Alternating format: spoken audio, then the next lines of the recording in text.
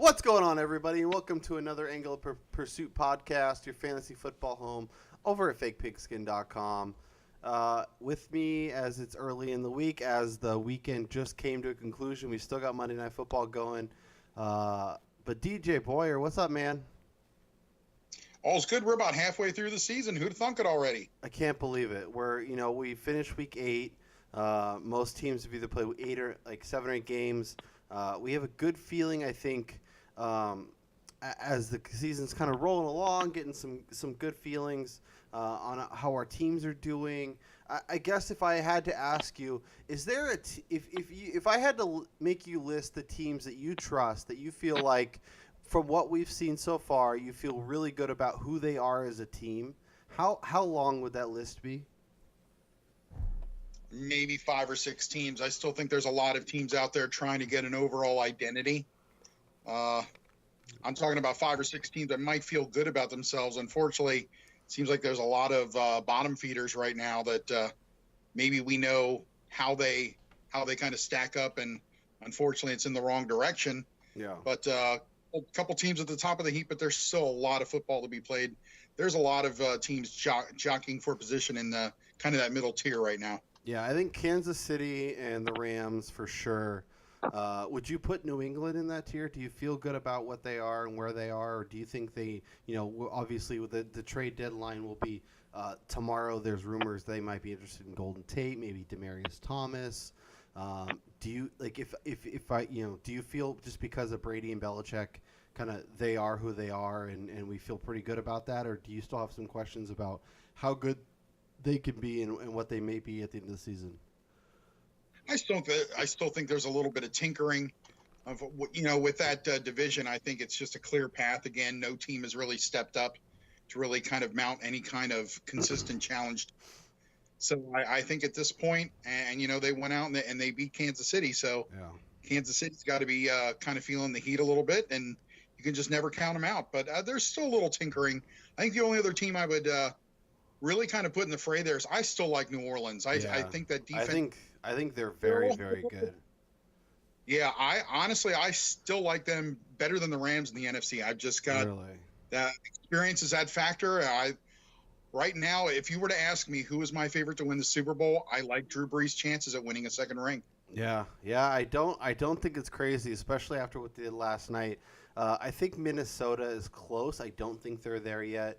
It's funny because 2 weeks ago I would have said Baltimore, and then they've gone and just laid 2 big eggs, and I thought they were a team trending in the right direction, and they clearly aren't that. And they after this loss to Carolina, I don't know where they're at, and I guess that's what happens when Joe Flacco's your quarterback, and you have times where you play really well and look really good and all that good stuff, and then there's times where things aren't looking so good and things aren't kind of following along. So I definitely think that I would say those are kind of our teams, and I'm sure as the season kind of the next handful of weeks comes to an end, we'll get some teams that really, hey, this team could be good. Maybe the Chargers are that team. Maybe they get Bosa back and their offense keeps rolling. Maybe it's Minnesota figures it out. Maybe it's someone else we didn't expect. But Carolina right now, yeah. I think they're turning it around too. Yeah, Carolina's look good. DJ Moore, who we're going to talk about in a little bit, we talk waiver wire, is starting to look really, really good. And they're kind of heading, I think, in the right direction too. Speaking of teams heading in the right direction, the Cleveland Browns fired Hue Jackson today, as well as Todd Haley. It's very interesting. I don't know that I saw it coming this year. I thought this was something we were kind of 6 months, maybe a year away from it being a reality. But here we are. They're obviously going forward with an interim. The new OC will be the former running backs coach, so that has to be good for Nick Chubb owners who should continue to see a ton of work. I guess when you saw this come out, was there were you surprised? What were your initial thoughts? Just the timing. I, like you, thought that anyone who can go 1-31 in 2 years and still have a job at one, I would love to have that job security. That's amazing. But the fact that I really thought this was the year that we were going to see a turnaround, him kind of usher things and then kind of hand it off to the next coach while they made that search and they really kind of saw what they had this year. So I'm just a little bit taken aback by the timing because again, at 2-5-1, but this team's been competitive in all but maybe one game they played this year. So It's not like this team is just laying over for the competition.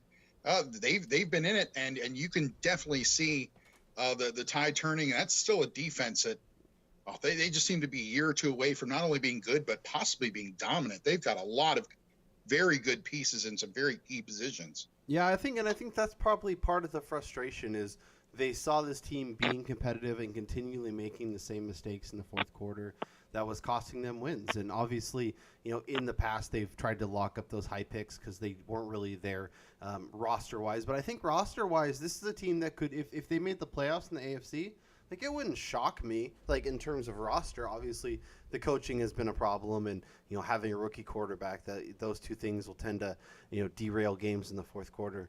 I did think it was interesting. Oddshark.com put out some potential replacements for him via Bet Online, which is an offshore gambling website. Sean McVay at plus 200, so 2-1, was the leader in the clubhouse to become the next Browns coach. And normally, like, everybody's having the same reaction. I think you and I would is really, why would he do that? Why, and sometimes there's these things that, like, as general fans, maybe we don't know, and maybe it's just a name that's really well known right now, so they just wanted to generate some buzz and get some people talking about him. But I did think it was interesting to see him at the top. I think Lincoln Riley is 2 + 225. He's my favorite. I'd love to see a reunion with him and Baker. Zach Taylor, John DeFilippo, some highly thought after offensive coordinator names. But I guess is there someone in mind that jumps out? Like if you were to kind of pick the next coach of the Browns, that you would be like, yeah, give me him. One name that I think I'm heard a little bit about, but the more I think about it, I really like, and he's a guy that I think has flown under the radar from the college ranks. Matt Campbell out of Iowa State. That's a guy that seems to be getting a lot of steam as well. And you think Iowa State, they've kind of been around that 500 mark, a little bit above, but they've knocked off some very big teams, and they've been very competitive. They beat Oklahoma last year. Another big win they've beaten two top 20 teams already this year, even though I believe they're 4-3 right now. But that's a team they've really turned it around in a 2-year period. And I think that's one of those under the radar names that not enough people talk about.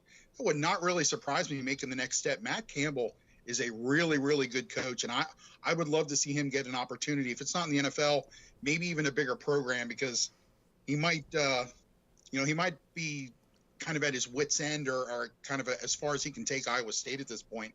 But he's someone I would keep an eye on. Yeah, I think it's a great call. I had thought about him. I think he's definitely a guy that if a big time job opens, SC is potentially going to be open. Maybe he replaces Lincoln Riley at OU if he heads to the Browns or Dallas or some of the other teams that could be potentially looking for coaches. But if he does have NFL aspirations, now would probably be a really good time to kind of dip his toes in the water and see what he could do. It would also be really interesting to see if someone like Cliff Kingsbury, maybe not a head coaching job, but comes up and takes an OC job at the next level. But he's kind of done some better things at Texas Tech this year, so his job's probably pretty safe. Harbaugh's on the list, and he's always an interesting name. He's a guy that tends to be at one place for 3 to 5 years, and then he's ready to move on. And it wouldn't be surprising to see him kind of make a return to the NFL. And this could be an interesting spot, not too far from Michigan where he is, and who knows. But I did think it was interesting. The other big takeaway is Jameis Winston imploded again. We're back to Ryan Fitzpatrick. I don't know how long. If I set the over-under at 3.5 more starts for Ryan Fitzpatrick, would you take the over or the under? I would take just a bit over. I'm thinking in my head 4 to 5, so I'm just shooting just a little bit above what you just set there. I take the over, but just barely. Yeah, and I would not be shocked if we see another Winston start from this team, but This is just a mess of an organization. That said, there's still a lot of fantasy value to gain. I guess if we assume that Fitzmagic's back under center, we're back on. Mike Evans obviously had a monster game once Fitzpatrick came in. O.J. Howard's looked really good and tends to play much better with Fitzpatrick. And even Peyton Barber, 80 yards in 2 of his last 3 games, been a reliable, option since running back's been such a problem. Those are some names. Do you think that Tampa kind of gets their stuff together at least for a couple weeks, kind of like we saw to start the year? I'm not sure if they really get it together as far as wins. I think from a fantasy standpoint, you look at the numbers and Tampa's just been more efficient, and there's a lot of people putting up bigger numbers with Ryan Fitzpatrick at the controls. I don't think it's going to equate long term. I think that they go looking for a quarterback in this draft. And one thing that I thought about a little bit, and a little bit of whispers here, and I just wonder if it's possible. People really, you got to remember when Jameis Winston actually came out, and there were actually some people who were concerned that maybe he would actually turn towards baseball.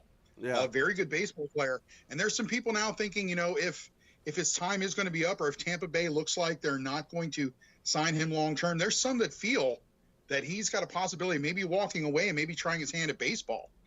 So I think that's something people or Tampa Bay fans or kind of people wondering about Jameis Winston long term. You got to start thinking that. A lot of people think that he could be a quality reliever, maybe even a closer at the major league level with a couple years of seasoning. He was a first-round graded draft pick in baseball as well, and was actually drafted by the Cubs. So possibility maybe he even changes sports. That would be really interesting. I often see, you'll see guys that go try their hand at baseball. It doesn't work out, and then they end up going back and playing college quarterback and maybe even a little dabble in the NFL. But rarely do you see guys that go in the NFL, try their hand, it doesn't work, and they go back to baseball. But I think that's a good, and he could look at some of these guys that make a couple $1 million or $5 million as in a setup role, and maybe he earns a job as a closer. But I think he'll take one more shot, and with guys like Eli Manning and some other less than stellar quarterbacks at some of these teams, Blake Bortles, I think he'll get another shot. Even Brock Osweiler is a starting quarterback right now, so I think Jameis is better than those guys. The one thing I will say is we do have a lot of teams on bye this week. The Colts, the Bengals, the Giants, the Eagles, Arizona, and Jacksonville. So make sure you are checking your lineup, setting your teams accordingly, because there is a lot to go around this week. And absolutely. And you got to love that first matchup. We only have 3 one-win teams, and we have 2 of them going at it on Thursday. Nothing like a good Oakland-San Francisco matchup. Someone's going to have 2 wins. It's going to be great. It's going to be a rock fight, and it's going to be awesome. Us people out here on the West Coast got to watch the Niners and Cardinals this weekend, and now we get to watch Niners Raiders. It's going to be so good. I hope they use like 7 fullbacks between the 2 of the teams, and just a lot of running into the pile and all that good stuff. So I do want to run down some names as we look towards the waiver wire. And we'll start with that matchup because I think, people are going to be looking for running backs, especially. Doug Martin looked pretty good, kind of filling in for Marshawn Lynch this week. He ran the ball 13 times, 72 yards, 5.5 yards per carry. Pretty impressive. Did have a costly fumble that ended up kind of ruining that game for the Colts. Jalen Richard is also viable in that backfield. He's seen 6 or more targets each of the last 3 games.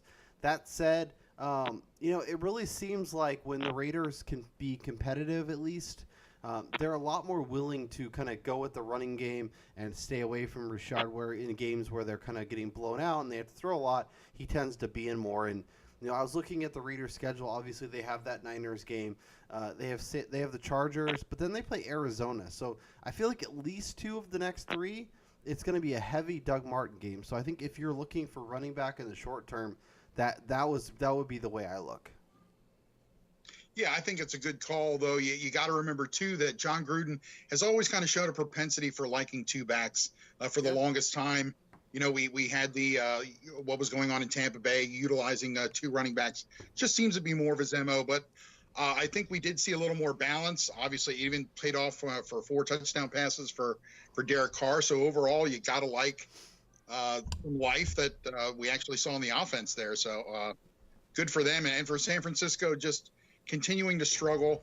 And I know I looked up in the second quarter and actually saw that game was 5-3 at one point. And I thought, are the Diamondbacks and the Giants actually playing a baseball game? I thought the World Series is going on. But San Francisco I just can't imagine where's Marquise Goodwin. He gets one catch, 55-yard touchdown. They're not looking his way. He really made a big difference stretching that offense last year and opening things up, especially with a player like George Kittle. You'd think you'd want some more space in the field. So I don't know if he's just not on the same page right now or what's going on, but I really thought we were going to see more Marquise Goodwin at this time. Yeah, they really need to get him more involved, find some unique ways to get the ball in his hands because he is so explosive. And, he caught like a little, 8-yard, 10-yard hitch, and he was gone off to the house. So he ran right by the defenders. They need to find ways to get him the ball. The thing I don't get is freaking Raheem Mostert is just running like a madman, super productive with all his work, and he gets one freaking carry in the middle of the third quarter. It was Alfred Morris was getting a lot of work. Breida, who was supposedly hurt, was getting a ton of work. Like I just the Niners make no sense. Like when you think you have kind of what their running game and their plan makes, kind of what they want to do, they kind of flip the script and make it completely the opposite. So. I guess is it Matt Breida or nobody, or do you feel comfortable starting any of these running backs? I don't feel comfortable. I mean, I picked up Raheem in my league for me. Now I didn't start him this past week, which was going to be. I do have Kerryon Johnson and Joe Mixon. It was a good running back week for me, but just to kind of keep him there maybe as a sleeper, and that just hasn't panned out. So I just don't know what's going on. Just when it looked like C.J. Beathard had some control of the offense, and we were going to see a little more explosion, just back to kind of a pedestrian style. So in our latest mock, we just put up mock 7.0. We've got the Niners picking first overall. So unfortunately, I don't think we're going to see a lot of wins out of the team. We've got them projected at number 1. Yeah, I think both of these teams are going to be right in that top 5 conversation. Where can everybody go check out your latest mock? Oh, at draftsite.com and version 7.0. So we got 7 rounds. The next version, we will have one more round, kind of the compensatory picks, and then we slide them in once the NFL announces where those picks will be. So by 8.0, we'll have a full 252 pick. Right now, I think it's at 224. So you can't find a lot of sites, if any, that have that many picks there right now. Yeah, go check out draftsite.com. Get some good stuff, especially if you're a Niners fan, a Raiders fan, or a team that could be picking kind of in that top 5 range. We kind of glossed over Derek Carr and his big day. Obviously, 3 passing touchdowns, got his first ever rushing touchdown. Obviously, the Colts have question marks on the defensive side, helping the Raiders move it. But, Arizona's a team you can move the ball on. The Chargers are a team you can move the ball on. The Niners are a team you can move the ball on. Do you think Derek Carr is somebody who, if you need a quarterback for one of these bye weeks, that you'd be comfortable using? Or do you kind of, between Seth Roberts and Jordy Nelson and these guys being, Martavis Bryant being his primary options, it's just too hard to trust? I think he's a good option as a pickup maybe for a week. I really thought Martavis Bryant is, they've kind of talked him up a little bit. Maybe he was going to be that number 1 target. They seem to be spreading the ball out well, but if anyone takes the reign as that number 1 guy, I would expect it to be Bryant, even with a seasoned veteran like Jordy Nelson there. But in the right matchup, Carr's a guy to look out and get on the field. And you got to think a lot of these, teams like Oakland, if they fall, a lot of second half points, they fall behind. Teams are going to be playing a prevent. You can get a lot of garbage points.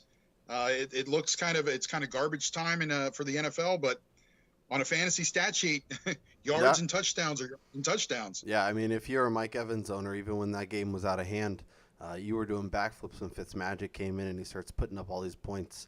I got a couple receivers I want to pick your brain about. First, let's talk DJ Moore. Obviously, coming into the draft, he was a guy a lot of people were high on. A lot of people were excited about. Did you have him kind of in that first round conversation? And I guess what are your expectations for a guy who caught 5 balls for 90 yards, 16 targets over the past 3 weeks, looking like a guy who can make a real difference for fantasy owners. Are you on board with him as a player and as a prospect?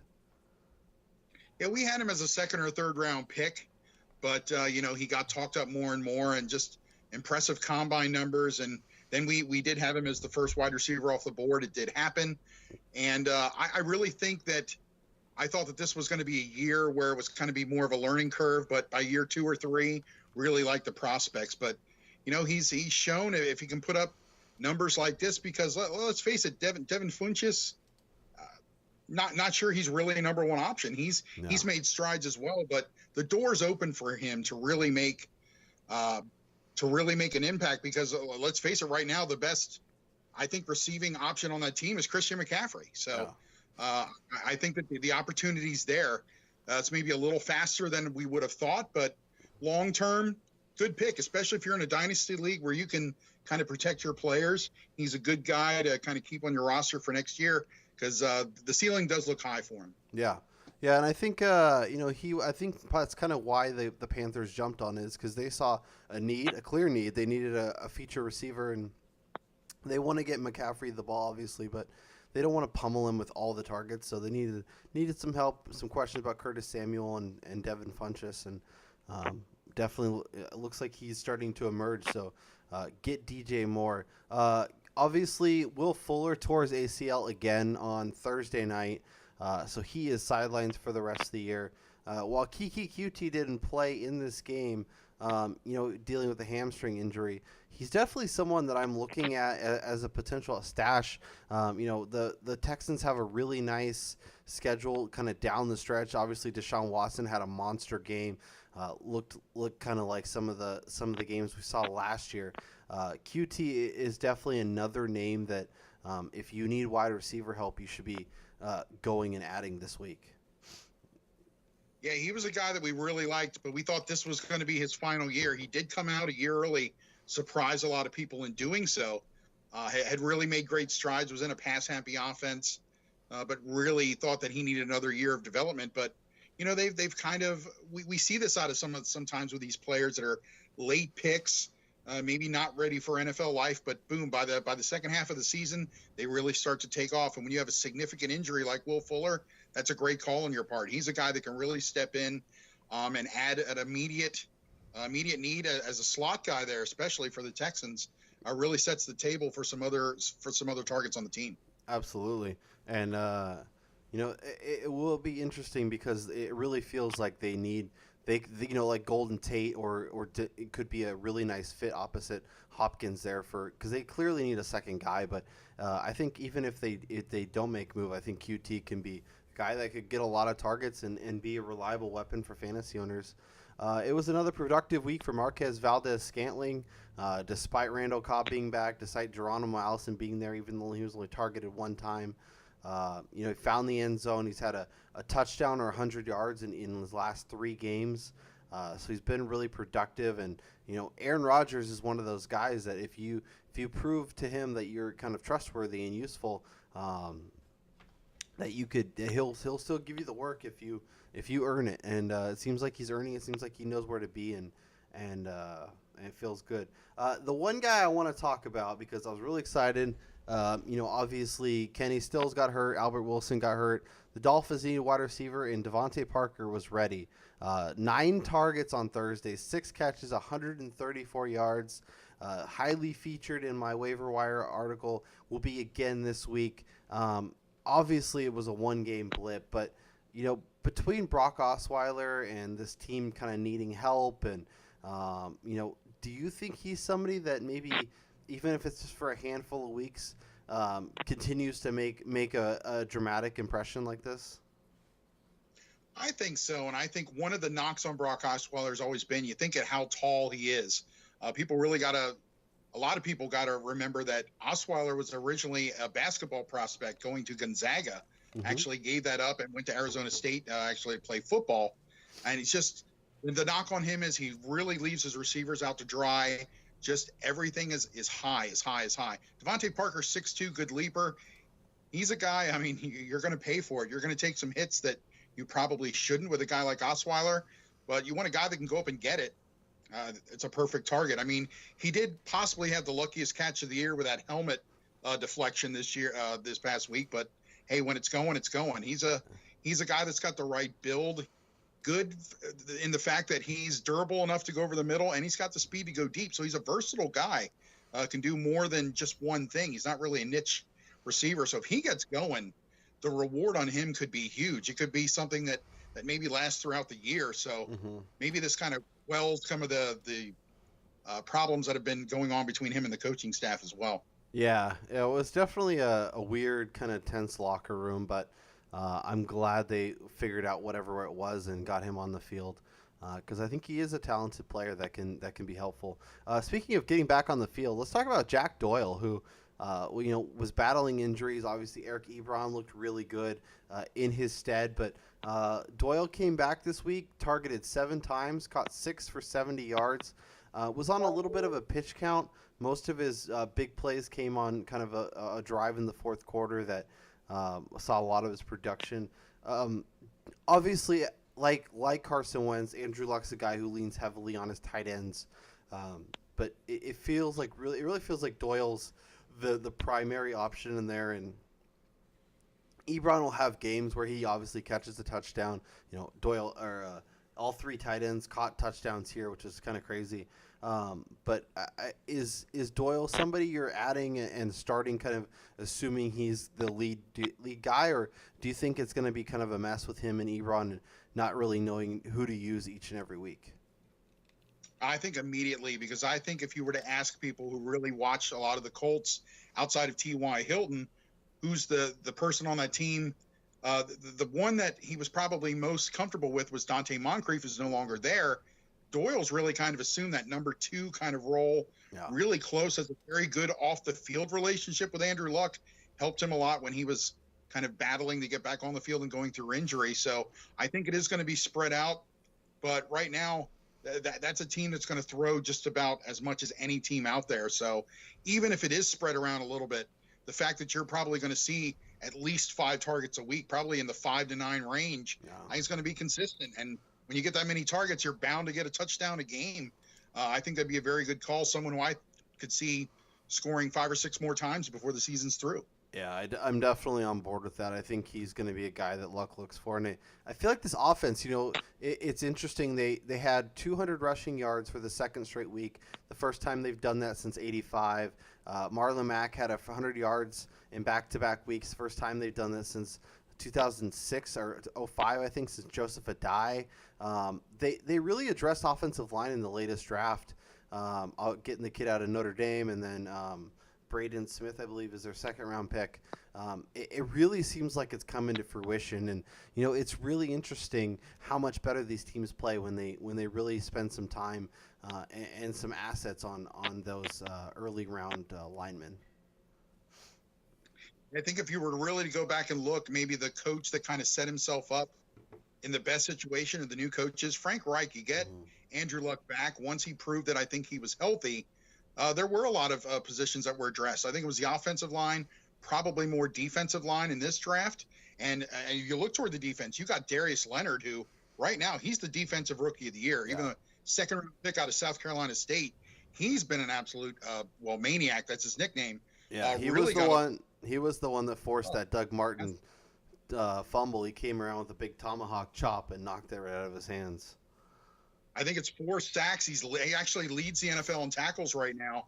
A guy with just a nonstop motor, and we really like these small school guys. He's a guy that's really, again, he had the production, had a slow 40, and I think it kind of knocked him down the boards. Except for Indianapolis, they took him 36th overall, and they're looking like geniuses right now. Yeah, and the Colts are one of those teams that we were talking about, teams that we really trust, and if you told me in week 16 that everything was clicking and the running game was consistent and Luck was back to his old self, I feel like they could be in that kind of that team that no one saw coming, has started really slow, but ends up 10-6, wins the division, and if nothing else, puts a good scare into a team on the way to their either the Patriots or the Steelers or somebody in the playoffs. So. Great. So once again, we want to make sure you guys know Indianapolis, Cincinnati, the Giants, Philadelphia, Arizona, and Jacksonville are all on bye this week. So make sure you are making sure your teams are good to go. Get on those waiver wire calls because you're gonna probably need to kind of address some of those things. So as we head towards Week 9, we have some interesting matchups. Obviously. Packers Patriots will be incredible. That's the Sunday night game. Sunday afternoon, we got Rams Saints. We got some teams that are going to get some real tests this week to see kind of where we are. Obviously, Steelers Ravens. Is there something you're kind of keeping an eye on as we head into Week 9? As either whether for fantasy or for just generic football, like regular football, something you're like, oh, I really want to see how that plays out. Well, the first thing, and I'm kind of looking at right here, is where it's just about halftime. We're missing a barn burner, 9-3, Patriots over Bills, 3 field goals to 1. Right now it's been a field goal battle. So that's interesting there. But I think you had mentioned that a couple of weeks ago that you thought that the Ravens were a team that was very comfortable. And I agree with that. I really do. What a better time than to get Pittsburgh to come to town, who's atop the division there. I think if Baltimore, this maybe is their season. Yeah. I think if Baltimore can beat the Steelers, and really, it doesn't matter if these teams are 8-1 or 1-8 coming. It's always a dogfight when it's Pittsburgh Baltimore. It's one of the best rivalries in the NFL over the last 5 to 6 years. So I'm really looking forward to that game. But it feels like Pittsburgh got rolling a little bit. Maybe their guard's down. Baltimore's really back up against the wall. I expect Baltimore to come out, win this game. It's at home for Baltimore, and maybe this is the game that Alex Collins kind of does a little more. Maybe gets a couple of touchdowns. You look at him. Is it going to be Willie Snead? Is it going to be John Brown? There, it's kind of going back and forth. But who's going to be the primary target there? But that's one I really look forward to. But of course, everyone's going to be looking at LA and New Orleans, and it's in New Orleans. And I think New Orleans to me is my favorite team. I think if anyone can stop the Rams, it's here. I think they've got the team that can go toe to toe with them. Probably like a 42-35 shootout or something. As I talk about this, it'll probably end up 14-10. But right.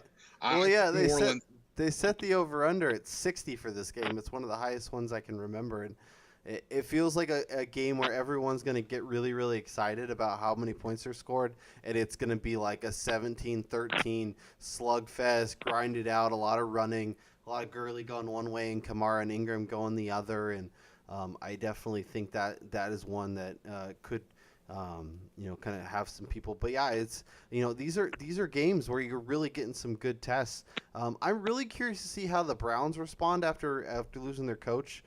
They welcome Kansas City this week. This is either game they lose like 55-3, or this is a game where they kind of stand up and make a good impression and really do some stuff and prove that they're kind of headed in the right direction. And I'm also curious about Washington. Adrian Peterson's been a revelation. Alex Smith has been fine. Hasn't really had anybody step up at wide receiver. But, if this is a team that continues to play well, Falcons are trying to kind of climb their way out of the basement. I think this is another game that could be very interesting as well. I'm glad you mentioned Washington. That would have been the other team that I really wanted to talk about. The fact that they're 5-2, it looks like they've clear sailing. Every year we talk about who's that team that finished in last that is first next year. It always happens. Washington is set up right now, 5-2. Philadelphia, Dallas just kind of toiling around 500 there. But you look at the rest of the schedule, Washington plays one team with a winning record the rest of the season. Yeah. So the Eagles or Dallas goes on a winning streak, and they play them a couple times. Right now, Washington has that last place schedule that they can really ride into the playoffs if they keep it together right now.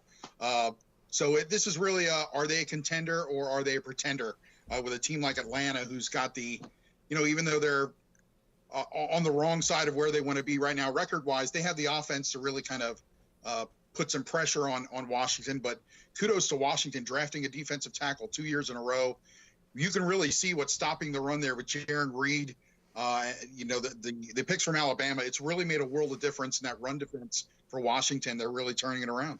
Yeah, and someone on this podcast, not named me, will be in the stadium on Week 17 for what could be a division clinching, game that means one team goes to the playoffs and the other team ends up staying at home. So that will obviously be compelling. But we talked about some teams that are heading in the right direction. It really is interesting. Teams that address offensive line and defensive line are the ones that seem to make the biggest strides kind of from one year to the next. Absolutely. And if there's one other, I would just say Chargers, Seahawks, because these are the two teams that really, if you would think, teams that are in a good wild card position that are really maybe top AFC wildcard team right now is probably the Chargers, and Seattle's really made that march. They're finding that running game. Chris Carson getting more involved. They're the most run-dependent team in the NFL. That's going to be a very good matchup this week because both those teams are really trending upwards. So someone's going to be riding a long winning streak, and somebody takes a slight step back this week. Yeah. So are you trusting Russell Wilson? Like, do you think he's proven that he's reliable in terms of a fantasy option? And, obviously having that balance with the run and the pass makes a huge difference. And Chris Carson's been a stud. But, even without Doug Baldwin, Wilson still seems to be pretty solid and had another really nice game on Sunday. Very nice game, but I don't think the monster stats are there. I think him not running the ball is really hurting him. I think he had 15 yards rushing this week, and that I think was his second highest total of the year. Yeah. I mean, 3 touchdowns, no interceptions, really good numbers, but not those monster fantasy numbers where last year I think he was the top scoring fantasy quarterback out there with all the rushing contributions he made to that offense as well. So the numbers aren't it. I mean, it looks good for Seattle as a team, but fantasy, it's a bit of a step back. So if you're a Russell Wilson owner like me, you look for good matchups. Maybe there's the guy you have on your bench has a better matchup than Wilson because no one's relied more on the run than Seattle this year. Yeah, and to your point, he has 77 rushing yards through 7 games. This is a guy who had almost 600 last year. This is a guy who's had 500 or more in 4 of the last 5 years, including 849 back in 2014. This is a guy that runs the rock a lot. And he's not doing that. They're shifting their way their team plays, and it is really interesting. And the one thing I will say is Ryan Fitzmagic, as bad as he can be at times, if you combine what him and Winston have done through seven games, that would be the QB1, better than Patrick Mahomes, better than Aaron Rodgers, better than Drew Brees. Anybody. So if you own Winston or if you can pick up Winston and Fitzpatrick, you might have a little bit of a struggle bus here or there, but you will also have the QB1 in fantasy. So if you're frustrated with your current outlook, that might be the way to go. Yeah, and if you're a Russell Wilson owner who might maybe kind of put in a bid for Fitzpatrick that week, I don't know anyone like that. Me, that's what I did in my league. So with the right matchup, Fitzmagic is looking for those big games. You got to take your opportunities when they present themselves. Yeah. I think I would still lean Wilson this week because that matchup against the Chargers is really nice. But I would definitely put someone on your bench that you feel comfortable about because that is probably going to be a real dilemma over the next few weeks. And David Moore, War East Central University, 7th round pick. Love those Division II picks. 4 touchdowns the last 3 weeks. We even touch on David Moore just making the most of his opportunities in Seattle. He's starting to make a believer out of a lot of people. Yeah, and really hurting some feelings of some Doug Baldwin owners who keep waiting for him to emerge and keep being left with a whole bunch of nothing. All right, DJ, this was a lot of fun. Obviously, good to catch up. Enjoyed Week 8, getting ready for Week 9. Enjoy the rest of the field goal fest that is Patriots Bills, and we'll talk to you next time. All right.